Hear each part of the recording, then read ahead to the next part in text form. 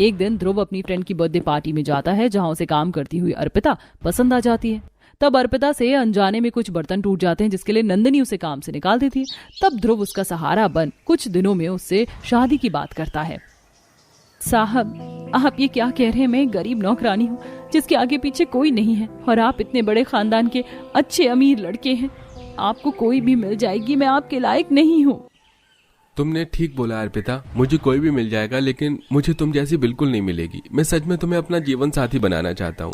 तुम्हें दुनिया की तमाम खुशियां दूंगा और मुझसे शादी करने के बाद कोई तुम्हारी मेरी फ्रेंड की तरह बेइज्जती नहीं कर पाएगा। और हाँ, साहब मत बोलना दोबारा मुझे। मैं तुम्हारा ध्रुव हूँ जो तुमसे बहुत प्यार करता हूँ। ये सुनते ही अर्पिता की आंखों से आंसू निकल जाते हैं और वह उसे गले लगा लेती है। फिर ध्रुव अपने घर में अर्पिता से शादी की बात बताता है। घर वाले अच्छे होते हैं तो वह मान जाते हैं और अर्पिता को अपने घर की बहू बनाकर उसे ले आते हैं, अपनी पलकों पर रखते हैं, यहाँ तक कि उसकी पहली रसोई में भी नौकर से खाना बनवाते हैं। माँ जी, पहली रसोई में तो मुझे खाना बनाना था, आपने घर के नौकर से क्यों खाना बनवा दिया? अरे बहू, हम तुम्हें किसी भी तरह की तकलीफ नहीं देना चाहते। जब मेरी दोनों बहू काम नहीं करती तो तुम क्यों करोगी?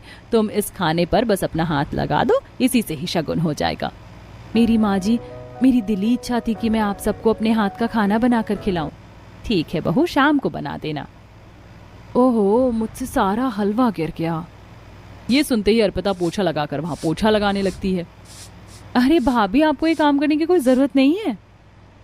हाँ बहू, हमारे घर की साफ सफाई नौकर चाकर करते हैं, और जब इस घर में चार नौकर हैं तो तुम्हें काम करने की क्या जरूरत है? तुम मत करो। भीमा, सुमन, धनिया, बिरजू, अरे इस जगह को कोई साफ करो। आई मालकिन, मैं हूँ ना, मैं करती हूँ। हाँ, और मैंने बोला तो है बहू कि तू नहीं करेगी अब कोई भी काम। वही तो माँ जी और देवरानी जी, आपने कपड़े कैसे पहने? लग ही नहीं रहा है कि तुम इस घर की बहू हो। हमें देखो, हमारे कपड़े और गहने कैसे। तुम्हें भी ऐसे ही रहना है? जी दीदी।